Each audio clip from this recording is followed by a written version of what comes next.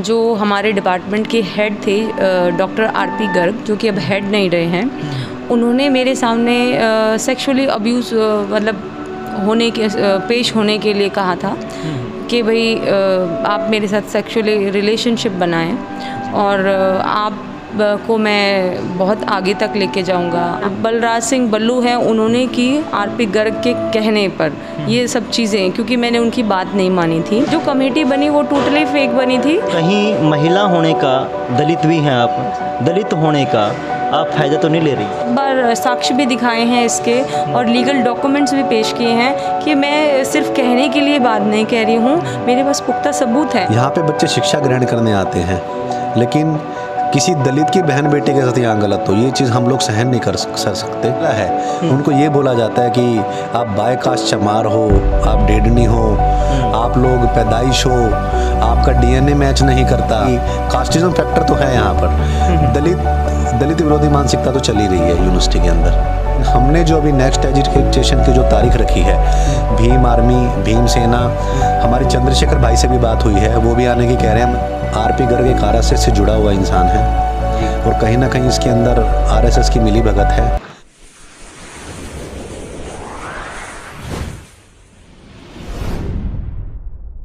Hello, नमस्कार, आदाब, सत श्री अकाल। मैं हूं वजेंद्र सिंह। आप देख रहे हैं द अवे। शोषण, अत्याचार, प्रताड़ना, ये हम आए दिन सुनते हैं और ये होती किन के साथ हैं? महिलाओं के साथ, दलितों के साथ, या फिर समाज का जो गरीब तबका है या दबा कुचला तबका है उसके साथ ये तमाम चीज़ें होती हैं। जब ये सारी चीज़ें होती हैं तब एक पक्ष जो है वो प्रताड़ित हो रहा होता है, वो दुखी हो रहा होता है, वो परेशान हो रहा होता है, परंतु दूसरा जो पक्ष है वो हमेशा एक से ज़्यादा प्रताड़नाएँ कर रहा होता है, अपने आप को जो है वो बलवान, ताकतवर दिखा रहा होता है।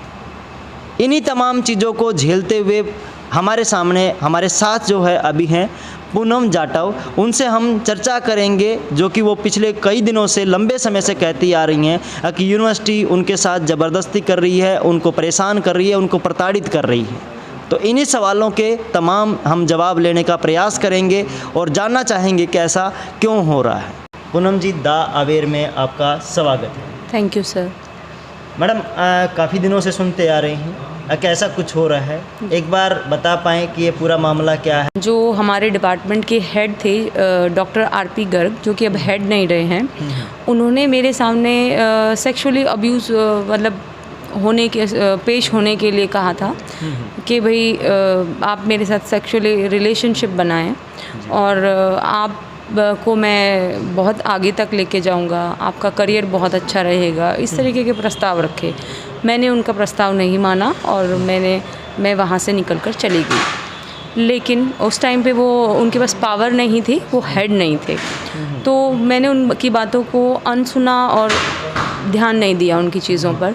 लेकिन जैसे ही वो पावर में आए और जैसे ही वो हेड बन गए, उन्होंने मुझे दोबारा प्रस्ताव रखा कि अब मेरे पास हेडशिप है और मेरे पास फुल पावर है, आपको मैं परमानेंसी दिला सकता हूँ, आपको मैं पीएचडी का जो आपका रजिस्ट्रेशन है वो बिल्कुल स्मूथ होगा, आपकी पीएचडी में कोई प्रॉब्लम नहीं होगी, आपको किसी चीज़ से कोई प्रॉब्लम नहीं होगी। तो मैंने कहा सर, मुझे इन चीज़ों की ज़रूरत नहीं है, मैं अपनी मेहनत के दम पे आई हूँ, मैं इंटरनेशनल प्लेयर हूँ और साथ साथ मैं पढ़ाई में भी, एकेडमिकली भी बहुत अच्छी हूँ, जो होगा देखा जाएगा।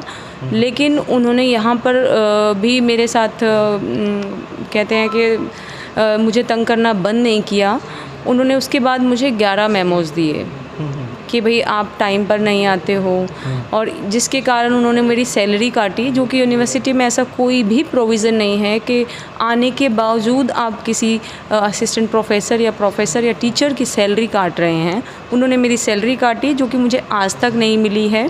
1/4 मुझे सैलरी मिलती थी पूरी सैलरी में से, और सैलरी बिल्स जो होते हैं वो भी मुझे टाइम पे, जैसे कंसर्न ब्रांच को नहीं भेजते थे सिग्नेचर करके, क्योंकि वो हेड ऑफ़ द डिपार्टमेंट की ड्यूटी होती है वो बिल साइन करके कंसर्न डिपार्टमेंट को। मैं आपको रोकना चाहूँगा और जानना चाहता हूँ कि जब वो हेड नहीं थे गर्ग साहब, तब उन्होंने ऐसी अप्रोच की तो आपका क्या रिएक्शन था, किस तरीके से आपने डील किया, क्या परिवार के साथ बात की, क्या प्रशासन से आपने बात की, क्या जी, मैं ये बताना चाहूँगी कि ये सब चीज़ें बहुत पहले से भी चली आ रही थी। जब मैं पढ़ती थी उस टाइम भी मैंने इग्नोर किया था, और जब मुझे इतनी अच्छी अपॉर्चुनिटी मिली कि मैं यूनिवर्सिटी में मेरे को जॉब मिल गई, तो मैं उस चीज़ को गंवाना नहीं चाहती थी और ना ही मैं इस चीज़ को डिस्कस करना चाहती थी। मुझे लगा कि कोई नहीं, ये कमेंट पास कर रहे हैं, अपने आप चुप हो जाएंगे और मुझे इग्नोर करना चाहिए, क्योंकि डिपार्टमेंट काफ़ी बड़ा है। अगर एक दूसरे के सामने भी नहीं आते तो कोई फ़र्क नहीं पड़ता है। मतलब हमारी खामोशी जो है वो सामने वाले को बढ़ावा देती है। हाँ, मेरा जो खामोशी थी उनको काफ़ी ज़्यादा हद तक बढ़ावा, हद तक तो क्या, मुझे बिल्कुल रियून कर दिया गया, बिल्कुल कुचल दिया गया कि मुझे इतना कुचला कि मुझे पकड़ के जेंट्स ने पकड़ा, जीप में फोर्सफुली डाला, भद्दी हरकतें करी जीप में। ये उनके हेड होने के बाद की बात जी, है। और बलराज सिंह बल्लू हैं, उन्होंने की आरपी गर्ग के कहने पर ये सब चीज़ें, क्योंकि मैंने उनकी बात नहीं मानी थी, और मुझे रोड पे घसीट घसीट के बाल खींच कर के पिटाई करी। इंक्वायरी कमेटी की रिपोर्ट आई जो यूनिवर्सिटी ने बिठाई थी, जिसमें आईएएस ऑफिसर से DTK शर्मा जी थे, उन्होंने और 4-5 लोग और थे, उन्होंने साफ साफ मेरे फेवर में पूरी की पूरी रिपोर्ट दी और उस पर भी उन पर कार्रवाई नहीं हुई।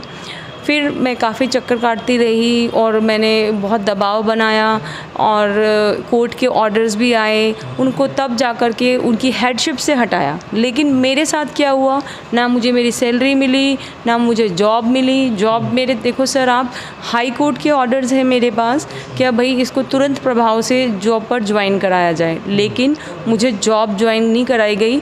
और मुझे उनको पता है कि मेरी माली हालत ठीक नहीं है, कि मैं कंटेम्प्ट नहीं फ़ाइल कर सकती हूँ, तो मुझे कंटेम्प्ट फ़ाइल करने के लिए फ़ोर्स किया जा रहा है कोर्ट ने, जबकि साफ साफ पहले ही हियरिंग में कह दिया था इसको ज्वाइनिंग दो। अब तक मेरी 4 हियरिंग हो चुकी है, माननीय हाई कोर्ट के ऑर्डर्स हैं ये, और जो कि ऑनरेबल वाइस चांसलर जी नहीं मान रहे हैं, सिर्फ़ और सिर्फ इस वजह से क्योंकि जो HOD थे आरपी गर्ग जी, उन्होंने अथॉरिटी को मिसगाइड किया। उन्हें कार्रवाई नहीं हुई तो तब लोगों का या फिर जो भी आपके साथ लोग जुड़े हुए हैं, जो जानने वाले लोग हैं, तो उन्होंने इस पर कोई अप्रोच नहीं की? जी बिल्कुल की। एक टाइम ऐसा था सर, मैं बेहद परेशान हो गई थी, तो छात्र एकता मंच से सुमित आज़ाद जी हैं, मैंने उनको फ़ोन किया और मैंने कहा कि सुमित, मैं बहुत परेशान हूँ, मेरे पास पैसे नहीं हैं और मेरे पास 2 छोटे छोटे बच्चे हैं, और being a single mother it's very difficult to उनको संभालना, और तो आप प्लीज़ मेरी हेल्प करो, अदरवाइज़ मैं कुछ भी कर सकती हूँ। देन उन्होंने उसको वायरल किया और मेरी न्यूज़ सब तक पहुँची। फिर मंजीत मोखरा जी हैं यहाँ पर संत शिरोमणि रविदास कमेटी से, वो भी आगे आए और वो हर प्रकार से मेरी मदद कर रहे हैं। भीम आर्मी भी सामने आई और स्टूडेंट यूनियन के काफ़ी कार्यकर्ता सामने आए, भीम सेना सामने आई। परंतु आपने शुरुआत में जो आपके टीचर्स एसोसिएशंस है उसके तरफ ना जा करके आपने छात्र यूनियन जो है उसको ही क्यों चुना? जी सर, ज़रूर। मैं SC/ST सेल में भी गई थी, जिसमें यूनिवर्सिटी में जो बनाई गई है मैंने वहाँ पे भी दी, लेकिन पिछले 2 साल से कोई कार्रवाई ही नहीं हो रही थी, तो मैं क्या करती। मैं तो 2 साल से जा ही रही थी अंदर, सब हर किसी को अप्रोच कर रही थी, लेकिन कोई भी रिप्लाई ही नहीं कर रहा था। तो अभी मेरे साथ काफ़ी स्टूडेंट यूनियन भी हैं, टीचर यूनियन भी जुड़े हैं, क्योंकि उनको पूरा मुद्दा पूरी तरीके से पता नहीं था।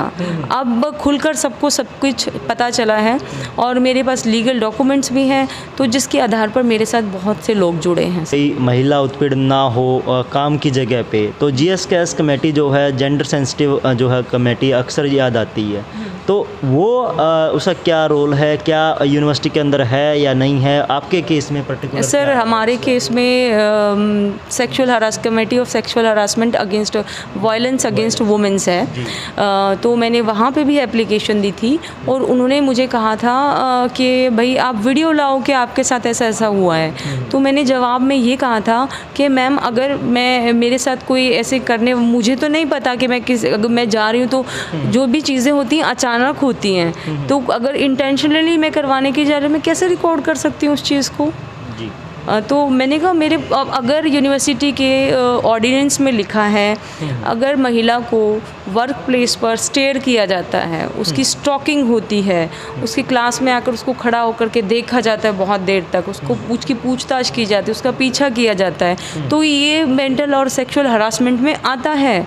और अगर किसी महिला को आप डिपार्टमेंट में बंद कर देते हैं सर, एक प्रोफेसर से टीचर के साथ, गाइड के साथ, आप सोचो मेरी कितनी बदनामी होगी। मुझे शाम के वक्त बंद कर करके चले गए वो, ताकि मेरे को बदनामी हो, और ये सारी चीज़ें उन्होंने की है और इस पर एक्शन नहीं लिया है तो वुमेन हरासमेंट कमेटी ने। जी, तो जीएसके जो कमेटी है आपका, इसका मतलब वो तो बनी हुई है। अन्य जो केस हैं सर, मैं इसके बारे में एक चीज़ और बताना चाहूँगी। जो कमेटी बनी वो टोटली फेक बनी थी, क्योंकि हमारी यूनिवर्सिटी में सर ऐसे नॉर्म्स और कंडीशंस होती हैं कि अगर आप sexual harassment against violence against women की कमेटी में बैठाते हैं, तो जिस वुमेन के साथ ये जो हरासमेंट हुई है, उसी डिपार्टमेंट से एक सीनियर प्रोफेसर बैठेगा उस मीटिंग में। महिला अगर एससी है तो एससी नॉमिनी होना ज़रूरी है, और उसी डिपार्टमेंट का एक टॉपर बच्चा बैठेगा, जो कि ऐसा नहीं हुआ था। उन्होंने अपने हिसाब से ही मीटिंग को कंस्ट्रक्ट किया और निर्णय दिया। उसके बावजूद मैंने बार बार एप्लीकेशन डाली कि मेरी ये जो सेक्सुअल अब्यूज़मेंट की कमेटी है दोबारा से कंस्ट्रक्ट करी जाए और तब बनाई जाए, तब ये हेड है, हेडशिप पर ना रहें, क्योंकि इनके पास पावर है और ये किसी को भी अपनी तरफ कर सकते हैं। आप प्रोफेसर हैं वहाँ पे, आपके साथ ऐसा घटित होता है। बच्चियाँ भी बहुत सारी हैं, लड़कियाँ भी बहुत सारी हैं, अदर जो है फीमेल टीचर्स भी हैं, उनका क्या रुख रहा? क्या उनके साथ भी ऐसी घटनाएं आती हैं? क्या कभी उनकी तरफ से भी कोई ऐसी कंप्लेंट्स आती हैं? जी सर, बहुत सारे ऐसे केसेस सामने आते हैं जिनमें लड़कियाँ आवाज़ उठाती हैं, लेकिन वो बहुत दूर तक नहीं जा पाती हैं, क्योंकि लड़कियां होने की वजह से उनके एक तो समाज का बहुत डर होता है सर, दूसरा फैमिली का बहुत दबाव होता है, तीसरा बदनामी का बहुत वो रहता है, और चौथा सर फाइनेंशियल सपोर्ट के, और ये सारी चीज़ें बेहद ज़रूरी हैं जो कि मेरे पास भी नहीं। तो अक्सर जो है जैसे पीएचडी के जो स्टूडेंट्स हैं उनकी तरफ से अलग अलग यूनिवर्सिटी से आवाज़ उठती है कि भाई उनके जो भी ट्यूटर हैं, जो भी गाइड हैं, जो भी वो वाइवा के नाम पे इस तरीके के बात करते हैं। तो कभी इन तमाम ने इकट्ठा होकर के कोई एक आवाज़, कोई ऐसा कुछ? सर मैंने सुना काफ़ी बार है, लेकिन कहते हैं कि साक्ष्य होना ज़रूरी है। मैंने देखा नहीं है, मैंने अपने केस में महसूस किया है, मैंने इसलिए मैं अपने ही केस के उस पर बता सकती हूँ कि मेरे साथ ये चीज़ हुई है, और सुना मैंने बहुत है, और आवाज़ें भी बहुत उठी हैं इससे पहले भी, और अगर ये नहीं रुका तो इससे आगे भी ऐसा होता ही रहेगा सर। और मैं ये नहीं कहूँगी कि मैं एससी हूँ या बहुजन समाज से हूँ, मैं उससे पहले एक महिला भी हूँ। मेरे लिए हर कौम को, हर तबके को आवाज़ उठानी चाहिए, जो कि नहीं उठा रहे हैं। अक्सर जब मैं इंटरव्यू करता हूं तो थोड़े से कड़वे सवाल भी पूछता हूं, तो आपका भी नंबर ज़रूर आ रहा है उसमें। जो अभी आपने जिक्र किया कि महिला हैं आप, तो कहीं महिला होने का, दलित भी हैं आप, दलित होने का आप फ़ायदा तो नहीं ले रही? आप सर, मैं आपसे ही पूछना चाहूँगी, क्रॉस क्वेश्चन करती हूँ, मुझे ये पूछना है मुझे क्या फ़ायदा हुआ? मुझे तो कोई फ़ायदा ही नहीं हुआ, क्योंकि अगर मैं दलित हूँ और महिला भी हूँ, मैं मानती हूँ इस चीज़ को, पिछले 2 साल से मुझे 1 रुपया भी नहीं मिला।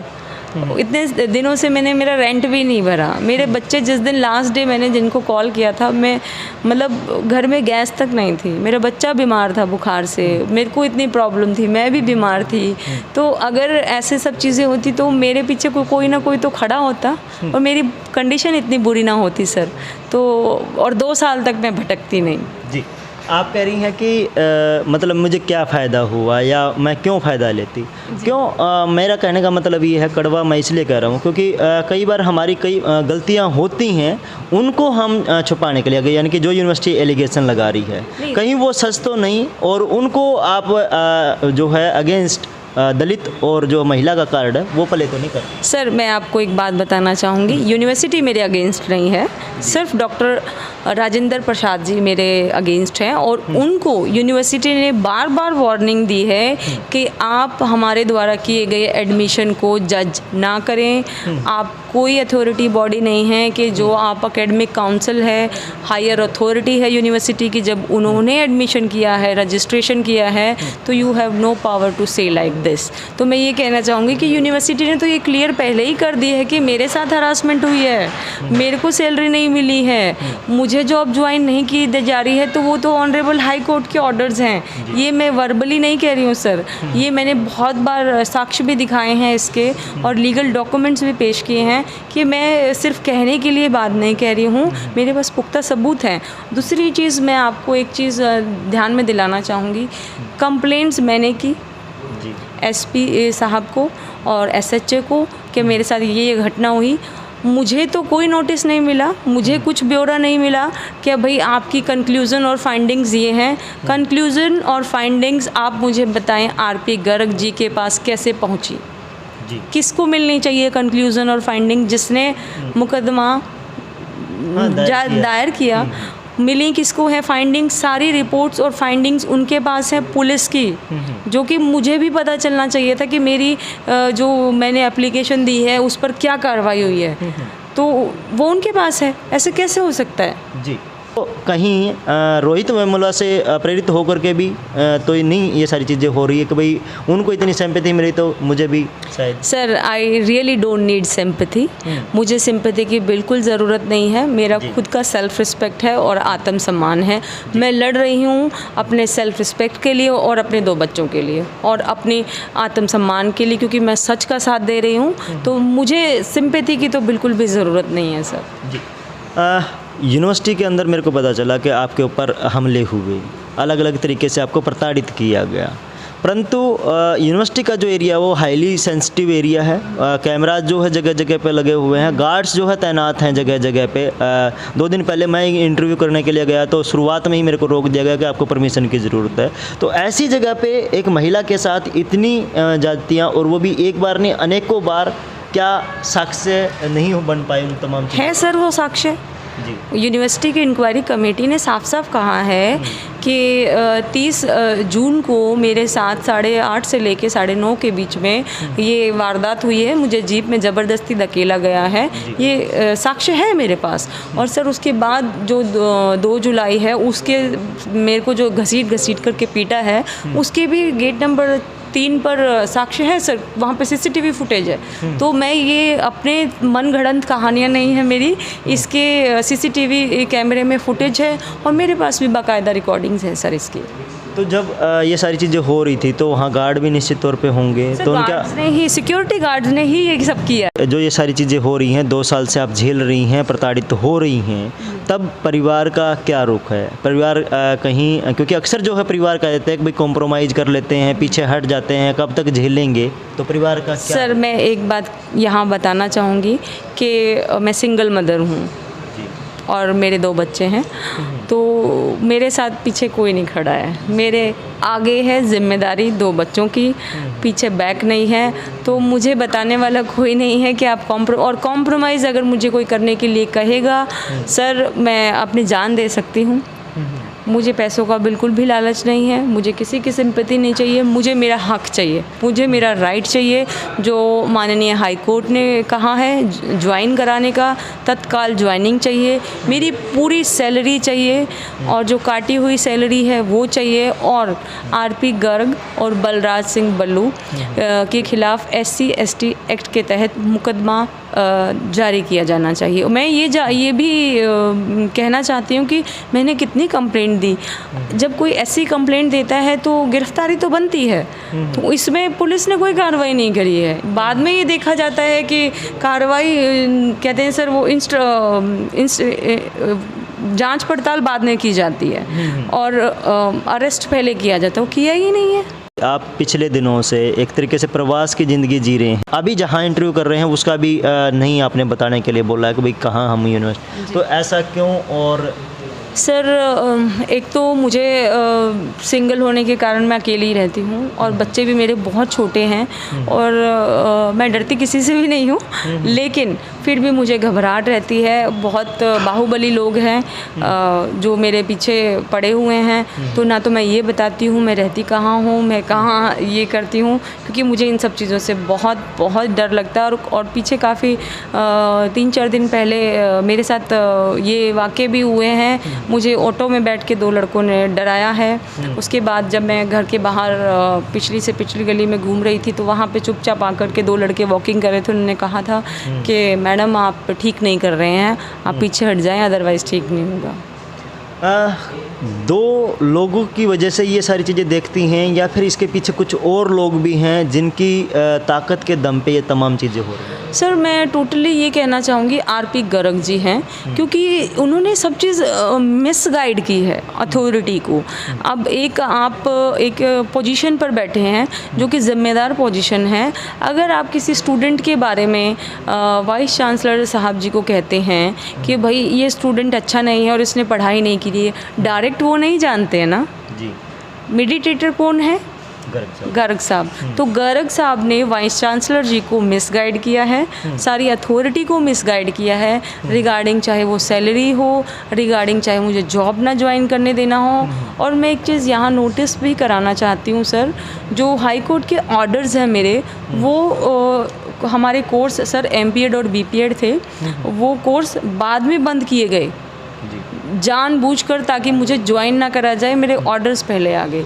दूसरा sir sports science, physical education and sports science का डिपार्टमेंट है, जिसमें योगा भी हमेशा से हिस्सा रहा है और मैं हमेशा से पढ़ाती रही हूँ। तो जब ये कोर्सेज़ बंद हो गए तो योगा रह गया, तो उनको लगा कि कहीं योग के लिए तो ये योग पढ़ाती रही, इसको योग में वर्कलोड दिया जाएगा। तो मैंने इसको योग के लिए वर्कलोड के लिए कहा कि मुझे योग में दो, मैं तो पहले भी पढ़ा रही थी सर। तो इन्होंने योग को संस्कृत डिपार्टमेंट में कन्वर्ट कर दिया, इंटरडिसिप्लिनरी में बना करके कि लैंग्वेज के टीचर योग को पढ़ा रहे हैं। Is this is possible? आपने एक जिक्र किया बाहुबली का। फिल्मों में देखते थे कि भाई गुंडा जो है वो धमकाता है, डराता है, वो सारी चीज़ें करता है। मतलब फिल्म चल रही है या रियल जिंदगी? सर मैं ये बताना चाहूँगी, जो मूवीज़ होती हैं, फिल्म्स होती हैं, वो भी निजी जीवन पर ही आधारित होती हैं। जो मूवीज़ बनाई जाती हैं, फिल्में बनाई जाती हैं, वो सारी ही निजी जीवन से निकल के आती हैं। जो पॉलिटिशियंस का हिस्सा दिखाया जाता है वो उनका होता है, जो नॉर्मल लाइफ। परंतु वहाँ तो लिखा होता है ना शुरुआत में कि इसका निजी ज़िंदगी में किसी से रिलेट नहीं है, मतलब ऐसा। लेकिन आधारित तो हमारे और आपके ऊपर जैसे लोगों पर ही बनाई जाती है मूवीज़। कैरेक्टर्स तो हमारे और आपके जैसे लोग नॉर्मली लोग होते हैं, स्पेस से तो कोई नहीं आता है सर जी। तो अब ये डर डर के ज़िंदगी कब तक जिएंगी? इरादा है लड़ने का या फिर जो है हार मान लेने का? सर फ्रस्ट्रेट बहुत हो चुकी हूँ। हार मैं कभी नहीं मानती हूँ, मरते दम तक हार नहीं मानती हूँ। जब तक कोई दूसरा नहीं मारेगा तब तक मैं मरूंगी नहीं, बचाव पूरा करूंगी। बाकी सर ऊपर वाले के हाथ में। मैं बचपन से ही काफ़ी चीज़ें देखती आ रही हूँ, ये मेरे लिए नई चीज़ नहीं है। हमने बचपन से ही झेला है कि भाई कभी शूज़ टूटे हुए हैं, कभी कुछ चीज़ें। अभी थोड़ा आराम की ज़िंदगी थी, अच्छे से जॉब थी, सब था, फिर ये स्ट्रगल आ गई। तो ये स्ट्रगल तो जीवन का मेरे हिस्सा ही रही है हमेशा से, तो इसमें कुछ नया नहीं है सर। तो इसीलिए मैं बचपन से ही काफ़ी मजबूत हूँ। मैं 8 साल की थी तब से खेल रही हूँ सर हॉकी। तो 8 साल में बच्चा बहुत छोटा होता है, तब से ही बहुत मजबूती है सर। आपकी तरफदारी का सवाल है कि छोटे बच्चे हैं, कभी लगता नहीं कि अपनी ज़िंदगी जो थी जैसी थी हमने गुजार ली या गुजार लेंगे, परंतु छोटे बच्चों की ज़िंदगी जो है वो ख़राब ना हो, इसलिए कॉम्प्रोमाइज़ कर लिया जाए? सर मैं कभी भी ऐसे नहीं मानती कि मैं अपनी ज़िंदगी जैसे भी हो गुजार लेंगे। मैं तो ये मानती हूँ मेरी तो बहुत लाइफ पड़ी है, अभी तो थोड़ी सी उम्र ही बीती है। मेरी लाइफ सबसे पहले बहुत अच्छी होनी चाहिए और मेरे बच्चों की लाइफ तब जाके ज़्यादा अच्छी होगी। मतलब जब छोटे बच्चे अपनी माँ को आज़ादी से घूमते हुए नहीं देख पाते होंगे, मिलते किसी को नहीं देख पाते होंगे, हर टाइम डिप्रेस्ड सी चीज़ें रहती होंगी, तनाव बना रहता होगा, तब बच्चों के बाल मन पे भी तो असर पड़ता है। जी ऑफ कोर्स मेरा बच्चा बहुत छोटा है और कई दफ़ा मैं रोती हूँ तो एकदम से पूछते मम्मा क्या हो गया। तो कई दफ़ा तो सर ऐसा होता है कि मैं रोने के लिए भी कोई ऐसा कोना ढूंढती हूँ कि मेरे बच्चों को ना पता चले कि उनकी मम्मा दुखी है, क्योंकि बच्चे अंडरस्टूड कर जाते हैं अपनी मदर को। अगर मैं कई दफ़ा चुप बैठी रहती हूँ तो बच्चे पूछते हैं आके मम्मा क्या हुआ है, मम्मा क्या हुआ है। मैं नहीं बता सकती उनको कि क्या हुआ है। जी, तो अब भविष्य क्या नज़र आ रहा है? जॉब दोबारा मिलेगी, प्रताड़नाएँ रुकेंगी, या फिर जो है आप हाथ जोड़ के अगर भाई हो चुका जो कुछ हो चुका अब मुझे बख्शो? हाथ तो सर एक ही के आगे जुड़ते हैं, भगवान के आगे, बाकी किसी के आगे नहीं। और जो झुकाना जानते हैं सर तो मैं तो बिल्कुल नहीं झुकती हूँ। भगवान ने बहुत साहस और हिम्मत दी है लड़ने की और सदा लड़ती रहूँगी। इसके साथ ये, और आपने मुझसे पूछा तो आप क्या कहेंगे करेंगी लाइफ में, तो एक चीज़ बोलना चाहूँगी, सितारों से आगे जहाँ और भी है, सितारों से आगे जहाँ और भी है, अभी वक्त है मुकाम और भी है, तू साहिज़ है काम परवाज़ तेरा, तेरे आगे आसमां और भी है और भी है। मेरा सारा जो जवाब है इसके अंदर छुपा है। अभी मेरे साथ हैं संत शिरोमणि रविदास गुरुद्वारा के प्रधान हैं मंजीत मोखरा जी, जो कि पूनम जाटव जी का जो केस है उसमें लगातार एक्टिव। उनसे जानने की कोशिश करेंगे कि सांगठनिक तौर पे वो किस तरीके से इस केस को देख रहे हैं, क्या आगे कार्रवाइयाँ करने वाले हैं। सबसे पहले तो बहुत बहुत धन्यवाद आपका कि दा अवेयर ने इस आवाज़ को बुलंद करने के लिए आज हमारा इंटरव्यू ले रहे हैं। देखिए, देश के अंदर पीएम मोदी नारा देते हैं कि बेटी बचाओ बेटी पढ़ाओ। आप ये देख रहे हैं कि महर्षि दयानंद यूनिवर्सिटी के अंदर पिछले 2 साल से एक बेटी संघर्ष कर रही है। आपके चैनल के माध्यम से हम ये बताना चाहते हैं कि देश के अंदर ना तो हम किसी को रोहित वेमुला बनने देंगे, ना पायल ताड़वी बनने देंगे, ना ही फातिमा बनने देंगे। जी। जब मैं खुद अपने पदाधिकारियों के साथ पूनम जाटव जी से मिला था तो उनकी काफ़ी बुरी स्थिति थी और वो काफ़ी फाइनेंशियल क्राइसिस से जूझ रहे थे। जी। तो सारे पेपर्स देखने के बाद हमें बड़ा ही आश्चर्य हुआ कि मतलब इतना बड़ा मामला और एक लड़की ऐसे भी संघर्ष कर सकती है। तो जब हमें सारी चीज़ें देखी तो हमने ये ठान लिया कि किसी न किसी तरह हमें कोई अनहोनी घटना नहीं होने देनी चाहिए। हमने यूनिवर्सिटी के प्रशासनिक अधिकारियों से बात की, बट कहीं ना कहीं उनकी सारी स्थिति संदेह में दिखाई दे रही थी।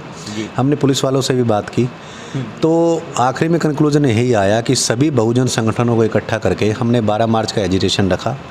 उसके अंदर भी डीन हमें 5 दिन का वक्त दे के गए, लेकिन डीन ने 5 दिन का वक्त तो लिया, आज तक उस पर कोई कार्रवाई नहीं हुई। क्योंकि एक जिम्मेदार प्रशासन है एमडीयू का। यहाँ पे बच्चे शिक्षा ग्रहण करने आते हैं, लेकिन किसी दलित की बहन बेटी के साथ यहाँ गलत हो, ये चीज़ हम लोग सहन नहीं कर सकते। तो आप कह रहे हैं कि दलित की बहन बेटी के साथ, क्योंकि महिलाएं तो हर जगह, चाहे वो किसी की भी महिलाएं हों, उनके साथ प्रताड़नाएँ होती हैं, तो फिर ये टैगलाइन क्यों कि भाई दलित के साथ? देखिए, वैसे तो सबसे पहले वो महिला हैं, लेकिन जो शोषण जो पूनम जाटव जी के साथ हो रहा है वो सिर्फ हो इसीलिए रहा है क्योंकि वो दलित हैं। क्योंकि आप उनसे जब पूछेंगे तो वो खुद उन्होंने ये चीज़ें ये झेला है। उनको ये बोला जाता है कि आप बायकास्ट चमार हो, आप डेडनी हो, आप लोग पैदाइश हो, आपका डीएनए मैच नहीं करता। आप उनके इंटरव्यू सुनेंगे, आप उनकी स्टेटमेंट सुनेंगे। तो मैं उन लोगों को बता देना चाहता हूँ कि जो लोग इस तरह की तुच्छ मानसिकता रखते हैं, बहन और बेटी उनके घर में भी हैं, उनको भी सोचना चाहिए कि अगर जब आप 10 बेटियों को एक साथ खड़ा कर दोगे तो आप ये नहीं बता सकते इसका डीएनए कौन सा, इसकी जाति कौन सी है। जी।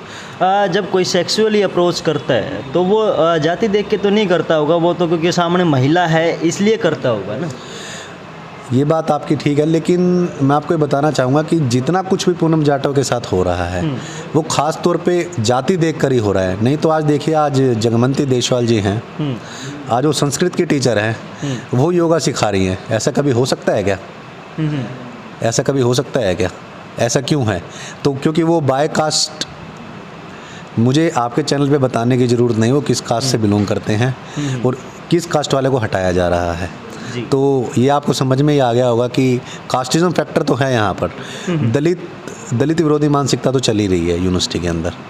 तो आने वाले दौर में किस तरीके की आप अप्रोच रखने वाले हैं, कैसे न्याय दिलवाने के लिए प्रयास आप करते रहेंगे? अभी हमने लास्ट थर्सडे हम एसपी साहब को हमने कंप्लेंट डाली है। पूनम की तरफ से चौथी कंप्लेंट गई है, 3 कंप्लेंट पहले जा चुकी है।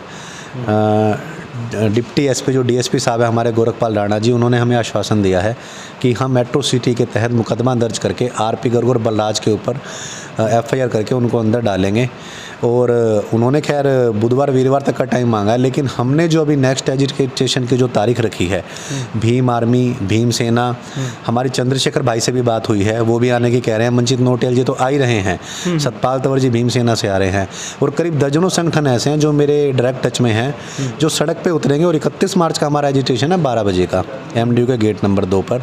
और शहर के काफ़ी लोकल संगठन, और आपको मैं बता दूं कि SC/ST जो एम्प्लॉयज़ का है, हाजरत जिसको बोलते हैं, दिनेश निम्बड़िया जी, उनसे बात हुई है।